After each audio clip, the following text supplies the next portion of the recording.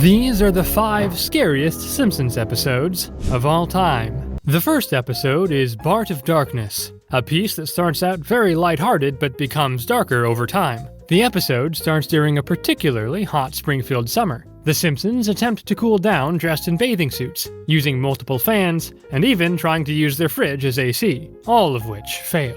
It isn't until the sound of the ice cream truck is heard that any hope fills Bart and Lisa, but that hope is quickly extinguished when they realize that there's no ice cream. Luckily, the pool mobile shows up, but even then is just a tease, as it's only budgeted for 1 day of use. Bart and Lisa return home with a new demand for their dad. They want a pool, and if they don't get it, it'll be a very annoying summer for Homer. After obtaining the materials, and turning it into a barn first, the Simpsons finally have a pool, which doesn't take long for the other kids of Springfield to figure out. Bart climbs on top of his treehouse during one of these pool parties to discuss the safety rules. They encourage him to jump, to which he agrees immediately. This is where Nelson jumps in to tell Bart, "Your epidermis is showing!" This causes Bart to become distracted, and instead of jumping into the pool, he falls from the top of the treehouse to the ground, leaving him with a broken leg, and no hope of using the pool for the rest of the summer. The next day, we see Bart next to the pool, watching the other kids play. He asks for them to sign his cast and even asks Milhouse if he'll spend time with them outside of the pool for a while. But everyone is too busy swimming. Even Lisa, who feels bad for him, is drawn back to the pool by the idea of finally having friends. Bart starts spending his time alone in his room, calling everyone traitors. He starts to watch TV, but decides that this gets boring quickly. The next time Marge and Lisa see Bart in his window, they wave, but it's clear that Bart is starting to become isolated and weird. Lisa comes to check on Bart, who insists he's fine. She gives him a telescope and tells her to leave, but it doesn't take long for him to use it. He first looks at the stars, deciding that's boring. He then starts to look in people's houses, but decides all of that is boring too. As he starts to put it away, he hears a woman scream. As he looks through his telescope again, he sees Flanders panicking and saying, "I've killed her!" Bart decides it's not what it sounds like and goes to sleep, only to be woken up by the sound of shovel hitting dirt. He looks out of his telescope and sees Ned Flanders digging a grave, calling himself a murderer. Bart is starting to be convinced that Flanders might have killed Maude, and who could blame him? The next morning, he overhears Rod and Todd talking with their father about their mother being with God, and how they'll be there soon enough. At this point, Bart is fully convinced, and attempts to tell his parents, but they don't believe him. Meanwhile, the kids leave Lisa and her pool for a better pool elsewhere. She goes to apologize to Bart, who says he'll forgive her if she sneaks into Flanders' house. She regretfully agrees, and as she opens the fridge, she finds a bag labeled human head. Luckily, the rest of the words were just frosted over, and it's a head of lettuce. What are the odds? With no real evidence to go on, Lisa starts upstairs to keep looking. Flanders returns home with an axe, and with no way to warn Lisa about it, Bart starts to make his way over there through the pain he feels from walking on his cast. Lisa hides in the attic, but Flanders follows, raising the axe up. Lisa and Bart both scream, but Ned is just putting the axe away in its proper place. He asks what's going on, and everything comes out. Maude was never dead. She was at Bible camp in the country for a week. Ned confesses that he did kill Maude's favorite ficus plant, and buried the remains. Bart remarks that he heard a woman scream, but no one can explain why until the dead ficus plant is dug up by the police. In the end, no one was murdered by an axe or otherwise. It was all just a huge misunderstanding, brought on by mistimed telescope discoveries and the mind of a boy who was far too isolated from his friends and family. Next, we go all the way back to Season 1's Some Chanted Evening, which plays on the fears we have about a stranger being in our homes. The episode starts off with a morning in the Simpsons' house where Marge is dissociating while the rest of the family chows down. She hears the school bus and gets out the lunches she made her kids, but they take money out of her wallet instead. Homer realizes he's late and scrambles to get his things. As he comes back toward the kitchen exit, Marge leans in for a kiss, but he takes her coffee and finishes it, leaving her alone shortly after. There'll certainly be doghouse consequences for that behavior. The radio advertises a radiotherapist that deals with problems on the air. She calls the line and tells them about how she doesn't feel appreciated, and how her husband isn't as romantic as he used to be. The therapist tells her he doesn't appreciate her and isn't treating her like a wife, but as a mother. He goes on to say, "And if he doesn't start loving, You will be leaving. Marge is determined and agrees, but doesn't know that Homer has heard everything on the radio while he was at work. He slinks off to Moe's after work to avoid his fate, and Moe asks if he's okay and asks if something is happening at work. Homer says Marge is going to leave him because he's a pig, which Moe and the others agree he is. Moe says they're all pigs and goes on to tell him, Once in a while, we can crawl out of the slop, hose ourselves off, and act like human beings. Homer and Moe make a plan for Homer to take Marge out to dinner and dancing, to buy her flowers, and to take her to a fancy motel for the evening. He leaves determined and buys a rose and chocolates before returning home to see an extremely angry Marge waiting for him. He gives her the gifts and tells her that he loves her. She accepts immediately and says she loves him too. He unveils his full plan for their night to her, and while she's excited, she asks about a babysitter. The two call an agency, and at first they deny them, but they call back as the Simpsons to get a babysitter to arrive. Pretty smart move for Homer, even if the names were close to each other. It doesn't take long for the babysitter, Miss Botts, to get there. Homer tells Bart to help her with her suitcases, but she gets anxious and says she'll handle them. Marge tells her to put Maggie down immediately, but Lisa and Bart can stay up and watch the happy little elves. Bart argues with her and she gets angry with him, telling him he'll listen or she'll do something to him. Bart stays silent while Miss Botts puts Maggie down, but as soon as she's out of the room, he turns on the TV, changing the channel to America's Most Armed and Dangerous. On this program, they hear about the babysitter bandit, who enters homes disguised as a babysitter before tying up the children and robbing the families blind. They reveal this bandit to be Lucille Bachowski, and the photo that goes with it is none other than Lisa and Bart's own babysitter. The two panic as they see the photo, which then cuts to Miss Botts, who is holding a rope. They run away with Bart heading to the basement, and Lisa heading to the kitchen to call the program they'd just watched. Miss Botts heads downstairs to look for Bart, but finds a cabinet full of pickled vegetables. Bart attempts to knock her out with a bowling ball, but misses and falls. She finds Lisa under a table, trying to call the station again. Once they're both tied up, she puts back on the happy little elves, and starts to trash the house. This wakes up Maggie, who sneaks by and unties Lisa and Bart. They come up with a plan to have Maggie go into the babysitter's view before crawling into another room, where Bart knocks her unconscious with a baseball bat and ties her up. Marge and Homer have had a nice night of dinner and dancing, and are at the motel when Marge decides to call home. When they get no answer, they return home. They find Miss Botts tied up and untie her, assuming that Bart was being a terror. They pay her triple not to press charges, and she makes her escape. The scariest part of this episode is that she's never caught, and lives free to strike other families in the future. Next on our list is The Frying Game, which starts with Homer getting his wife a koi pond for their anniversary, and it doesn't take long for her and Lisa to start meditating in peace and quiet. That is, until a caterpillar starts to scream in their koi pond. Homer tries to step on it, but an Environmental Protection Agency, or EPA, agent stops him, telling him this screamapillar is endangered. And now Homer's responsibility since it's chosen their backyard as its home. The family starts to take care of this annoying little insect by feeding it, making sure no animals attack it, and even reading it a bedtime story. When reading, Homer accidentally squishes it under a book, and it stops screaming and moving. In an attempt to cover up what he did, Homer tries to bury it, but gets caught by the EPA. Just as all looks lost, the bug starts screaming in the dirt. It's alive! However, Homer is still charged for attempted insecticide and is sentenced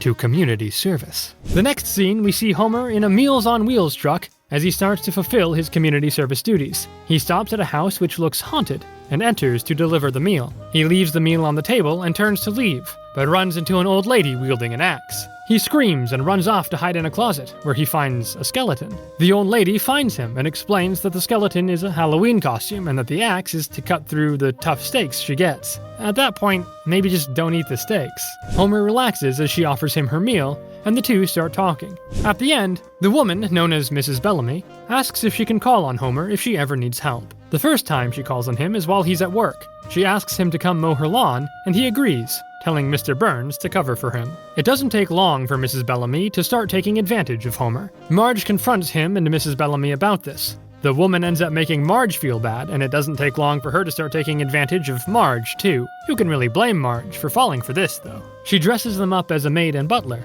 and makes them serve her and her friends. As they're cleaning up, they hear her scream in the other room. They find Mrs. Bellamy on the floor with scissors in her back, and a man holding her diamond necklace as he makes his escape out the window. Mrs. Bellamy doesn't make it, and as the Simpsons give their story to Chief Wiggum, it's discovered that the woman's will was recently changed to leave the Simpsons $50,000. It's clear at that point they're prime suspects. Once this gets out, no one wants to associate with them at Moe's or at church. There's even a death tour bus that comes by their house. The police search their home and find Maggie with the diamond necklace. No one suspects Maggie for the crime, but let's be honest, it wouldn't have been the first time she'd shot someone. They're arrested, and during the court day, there isn't much of a defense. They're found guilty and put on death row. Marge tells Homer that she's thinking about how they'll miss the kids growing up, grandchildren, everything they won't be here for. Homer comes forward to the warden and confesses to everything alone. The day finally comes. Homer is marched out of his cell and toward the electric chair. As he's being strapped in, there's a phone call. Things are starting to look up as we heard, "No, Governor, it's not too late," from the policeman, but no such luck. The governor only says he hopes that Homer is a twitcher. The thumbs up is given, the switch is pulled, and it's all a prank. Homer is the latest victim on the show Frame Up. They reveal Mrs. Bellamy to be Carmen Electra, and the guy with braces is someone involved as well. Homer is released and he and Marge get to reunite with each other and their children. Homer is understandably angry, and really, who wouldn't be? This episode is one of the most disturbing episodes on The Simpsons and takes April Fool's Day a bit too far. Next on this list is Season 13's The Blunder Years. And no, Dan Campbell isn't guest starring in this one. It just starts as normally as the rest, with Marge putting away groceries.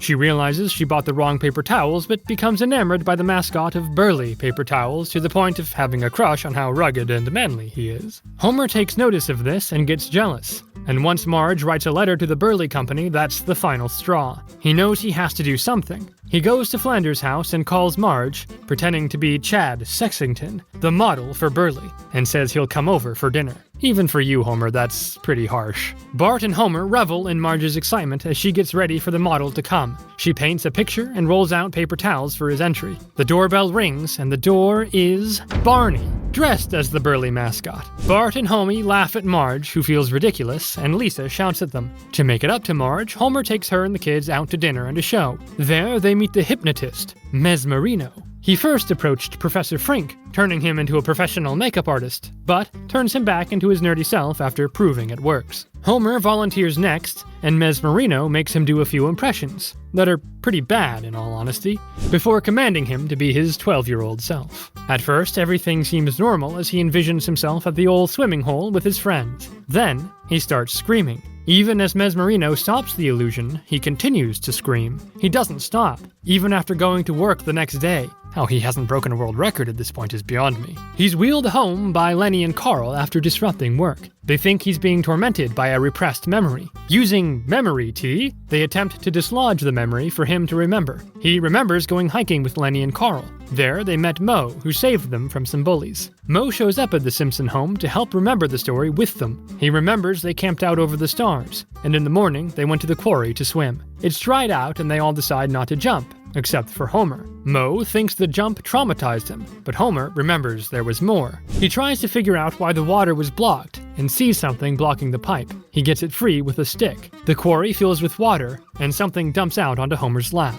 It's a body. His family comforts him before they realize that Homer probably stumbled on a murder victim. They set out to solve the mystery by going back to the quarry where Homer had found the body all those years ago. Chief Wiggum meets them there, saying that he saw their car by the gate and thought they were lost hikers. He joins them in their investigation, calling himself a crime buff. They use a grappling hook to try and drag up the body, but after failed attempts, Marge gets an idea. She gets several rolls of Burley paper towels and uses them to suck up all of the water. Maybe that'll be enough to make Homer fall in love with the brand too. With the water gone, the group finds a skeleton at the bottom of the lake. Chief Wiggum decides that the pipe should be their next stop to see where it goes. They find a hatch at the other end, and Homer opens it, and on the other side is Mr. Burns' office. Chief Wiggum says he's under arrest for murder, and Burns explains that he did throw the body of Wayland Smithers Sr. down the hatch, but he didn't murder him and has security footage as proof. The footage shows Burns standing at an alarming control panel. Smithers Sr. arrives, holding a baby Wayland. Smithers Sr. boldly goes into the nuclear chamber to stop the emergency, stating that if he doesn't, it could mean the end of Springfield. He succeeds, but dies in the end, leaving Burns with Smithers Jr. Burns goes on to say that since cover-ups were all the rage, he threw him down the sewer hatch. Smithers Jr. overhears all this and forgives Burns for lying to him, since it was to spare his feelings. The episode shows a horrifying and scary childhood trauma of Homer's, which viewers found disturbing at the time. Next on our list, we have Boy Scouts in the Hood, which also gets freakier as the plot moves forward. It starts out on any normal day with Bart and Milhouse in the arcade. However, it's not long before they run out of money and they're kicked out. With nothing left to do, they sit outside the arcade and punch each other in the arm for fun. That's when a $20 bill that Homer loses ends up at their feet, and the two have found their ticket out of their boredom. They go to the Quickie Mart and order a super squishy with extra syrup. Sounds like every kid's sugar rush dream. Apu says this has never been attempted, but Bart insists. With much struggle and panic, Apu sets out to make the squishy. When drinking the squishy, Milhouse and Bart both go on a crazed sugar high, Broadway style. And while they don't have voices meant for Broadway, the song is catchy nonetheless. Springfield, Springfield, it's a hell of a town. The entire scene is a mixture of a montage, song, and sugar-filled hallucination, resulting in Bart waking up in his bed the next morning, not remembering anything. Lisa revealed that he's wearing a junior camper's uniform, and he remembers that he must have joined them the night before. He says that he'll need to find a way to weasel out of the group, since he doesn't want to be seen as a loser. He intends to return it after school, that is, until he finds out that junior campers are excused during class time to attend their patrol meeting. The meeting isn't as tolerable as he thought it would be though, as when he arrives, the leader of the group, Ned Flanders, tells him they'll be bathing the elderly. Bart tries to run away, but is knocked unconscious, and as he awakes, one of the boys is giving him CPR. Nearly fed up with Ned and the other campers, Bart decides he's done with the junior campers for good, and then he learns about the pocket knives they get. Ned tells him he can't have one until he reads through the safety manual and passes the test. Bart decides he doesn't need a pocket knife or the junior campers. On his way home, he realized that it seems like everyone has a knife. Everyone but him. Bart sticks with it, and on top of getting a rubber training knife, he learns how to trap wild animals, which he uses on Homer successfully, twice, and even learns a thing or two about nature and camping. At their next meeting, Ned tells the campers about their annual father and son rafting trip, which Bart dreads, as he realizes Homer will ruin everything. He decides that he'll tell him because Homer will not want to go, but he gets confused and agrees to go. This is the first and last time I think we'll ever see both Bart and Homer overthinking something in the same episode. Homer and Bart are paired with Ned and his son, Rod Flanders. It doesn't take long for Homer to lose the map, and the scariest part of the episode is when they take the wrong route, landing out on the ocean. Ned says they need to fight the current to return to shore, but Homer tells them just to relax and they'll get there. This only drags them further out to sea. After just a few hours, Homer says they're doomed. The four see a seagull, and Ned says they're saved since seagulls only go out to sea to die. The seagull drops into the water, and Homer lets out one of his famous woohoos. He continues to do things that ruin their chances at survival by doing things like eating all the rations, wasting all their water, and shooting a rescue helicopter out of the sky with a flare gun. All hope appears to be lost as a thick fog rolls in. All four characters look weak, tired, and like they've given up hope. Homer tells Bart he'd gotten a gift for him and shows him a pocket knife. They have a heartfelt moment that's ruined when Homer drops the open pocket knife and punctures a hole in the boat. Luckily, they all smell hamburgers, and with Homer's keen nose, they all use their strength to steer them to a Krusty Burger that's on an oil rig. The two hug and finally get the food so desperately needed. And that's the end of the video. Comment any episodes you think I've missed, and subscribe for more Simpsons content.